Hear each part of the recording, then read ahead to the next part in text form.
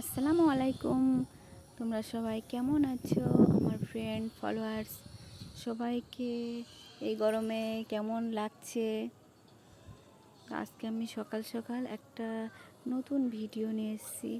Actually আমি রোজই করি, তো মনে হলো যে আমি আজকে ভিডিওটা বানাই। তো অ্যাকচুয়ালি আমি কোনো দিন নিজের ভয়েস দিয়ে কোনো ভিডিও ছাড়িনি। তো আজকে ইচ্ছে হলো, দেখো আমি সকাল সকাল আলুটা কেটে আলুটা সিদ্ধ করতে দিয়েছি,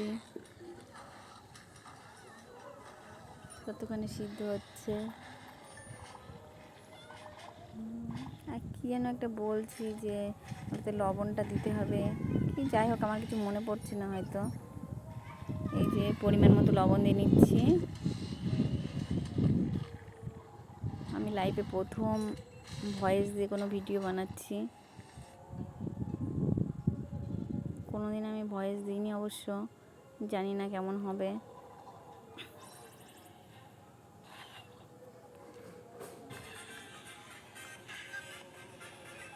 এই যে একটা জাফরান বলে একটা কালার আছে, ওই কালারটা দিয়ে নিচ্ছি যাতে আলুর কালারটা সুন্দর আসে।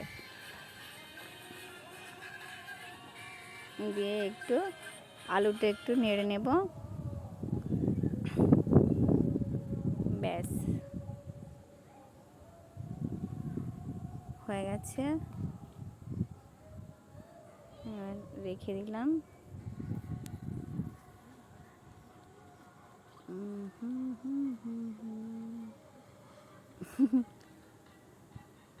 হ্যাঁ, এই যে পেঁয়াজটা ভেজে নিলাম, ব্যাস। এবার কি যেন বলছি, ও আদা রসুনটা আগে থেকে একটু পেস্ট করে ফ্রিজে রেখে দেওয়া হয় অনেক, যেহেতু আমাদের রোজই করতে হয় এটা।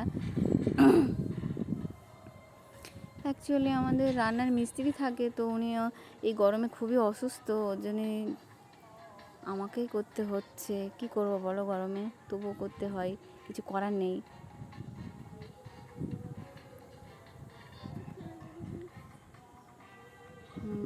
এই আদা রসুনটা এবার একটু কিছু মশলা দেব, মিট মশলা, লঙ্কা গুঁড়ো,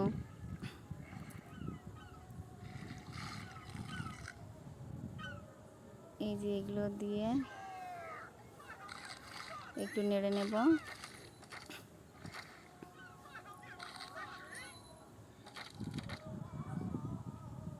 দাঁত দিয়ে কাটছি।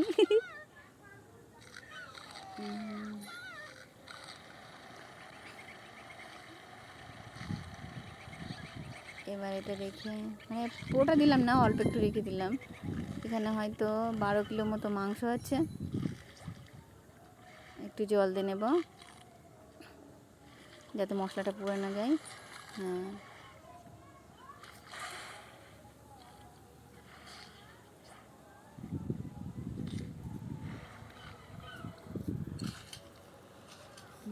একটু জল দিয়ে নিই। এবার মানে গ্রেভি আস্তে আস্তে যখন জলের থেকে তেলটা ছেড়ে আসবে, তারপর মাংসগুলো ঢেলে দেবো। এর মধ্যে একটু রঙের মানে ঝোলের রঙটা সুন্দর আসার জন্য একটু জাফরান দিয়ে নিলাম। করছো?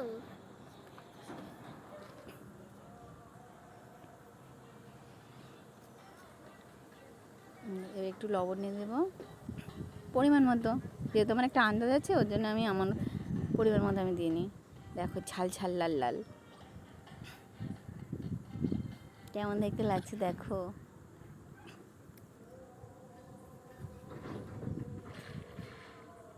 দেখলেই মনে হয় জিভে জল চলে আসছে।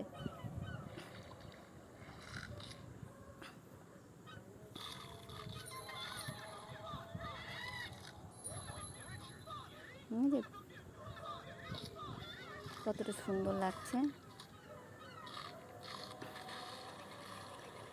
এই যে এবার মাংসগুলো উঠে স্কিপ করে যাচ্ছে, মানে যেহেতু একা ভিডিও করা তো হয় না সবসময়, ক্যামেরা আমাদের স্ট্যান্ড নেই, ওর জন্য আমি সব পুরোটা ভিডিও করতে পারিনি, যতটা পেরেছি সম্ভব করেছি।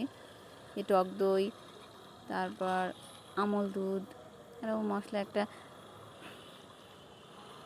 এই যে এর মধ্যে সব আস্তে আস্তে একটু একটু করে মশলাগুলো দিয়ে নেব। এই যে এটা একটা বিরিয়ানির কেওড়া জল বলে, এটা দিয়ে দিলাম পরিমাণ মতো।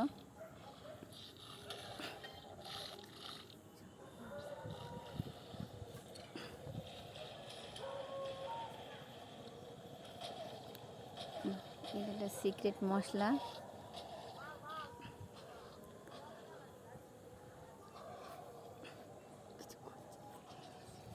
সিক্রেট মশলা আমার আর কি যতটা পরিমাণ আমার দেওয়া সম্ভব, মানে আমি যতটা দিই সেই পরিমাণে দিচ্ছি।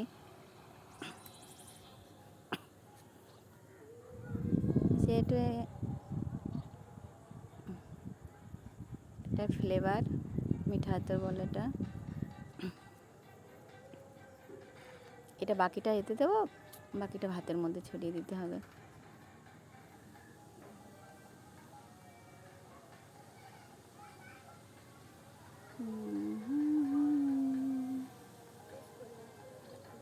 এই যে এটা একটা গ্রেভি, এর মধ্যে অনেক কিছু দেওয়া আছে, যেহেতু সব তো ভিডিও করা সম্ভব না, যতটা সম্ভব ততটা আমি দেখালাম। এর মধ্যে ঢেলে দিলাম। এবার দেখো কেমন লাগছে দেখতে। এবার এটা একটা মিক্সড করে নেব খুন্তিটা দিয়ে।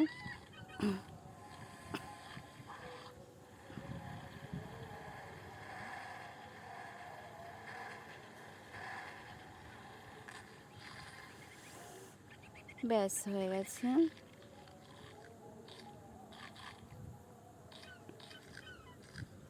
বাহ, প্রচুর পরিমাণে গরম পড়ছে।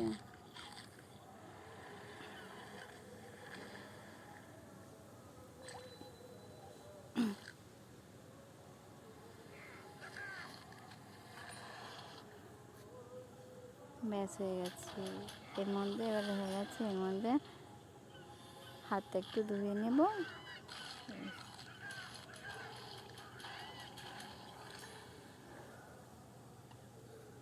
একটু মিক্সড করে নিয়ে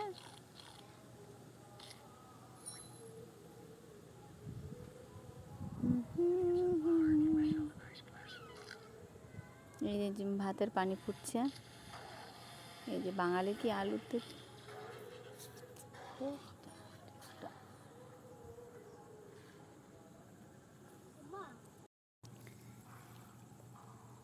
বাঙালির কি আলুতে চলে? আলু তো দিতেই হবে। দেখো আলুগুলো সুন্দর করে আমি সাজিয়ে নিচ্ছি এক একটা করে, যাতে নিচে থেকে কোনো কাটবে, আলুগুলো যেন সাইডে কেটে না যায়, ওর জন্য আলুগুলো সুন্দর করে সাজিয়ে নিচ্ছি এক একটা করে। এখানে সম্ভবত 80-90 পিস আলু আছে।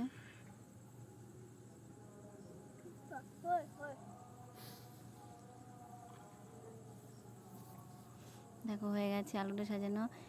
এবার আলুর ওপরে আমি কিছু মশলা দিয়ে নেব। কিছু মশলাগুলো আমি দিয়ে নিচ্ছি। এটা একটা নাম বলে টক চিনি।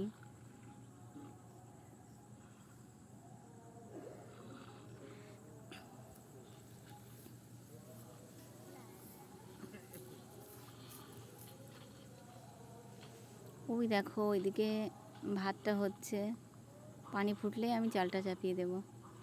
ব্যাস, এতে চিনি দিয়ে নিচ্ছি পরিমাণ মতো। হয়ে গেছে দেয়া। এবার ওপরতে একটু মশলা ছড়িয়ে দেব।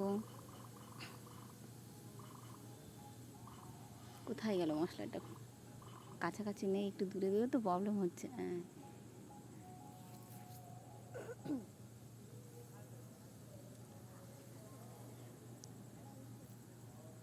ব্যাস ছড়িয়ে দিলাম মশলাগুলো। দেখো কেমন লাগছে।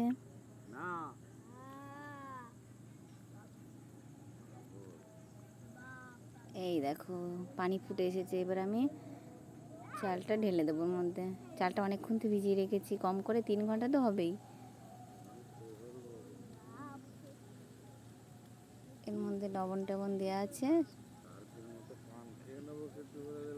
প্রচুর ভারী, দিতে খুব কষ্ট হচ্ছে। ব্যাস ঢেলে দিলাম চালটা।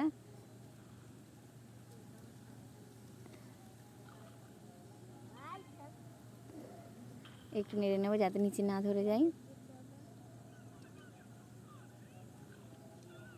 ব্যাস হয়ে গেল। এবার ভাতটা হয়ে গেলে নামিয়ে নেব। দেখো এই গরমের মধ্যে উনুনটা জ্বলছে, দেখো হয়ে গেছে। এবার আমি হাঁড়িটা সাজিয়ে নিয়েছি। একটু স্কিপ হয়ে গেছে ভাতটা নামানোটা, সব ভিডিও করা সম্ভব হয় না।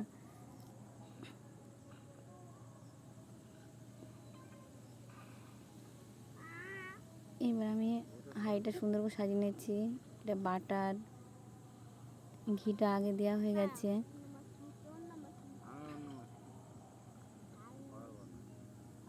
এই যে ভাতের উপরে একটা কালার দেখছো না, ওর একটা জাফরান কালার, জাফরান দিতে হয় ওর উপরে, ওই জন্য ভাতের রঙটা সুন্দর হয়, হালকা হালকা ইয়েলো কালার হয়।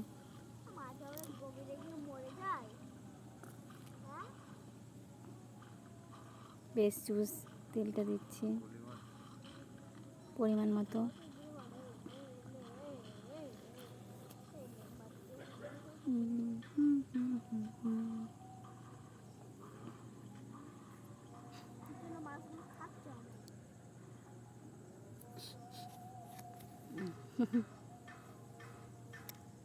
ব্যাস উপর দিয়ে পেঁয়াজ ছড়িয়ে দিলাম।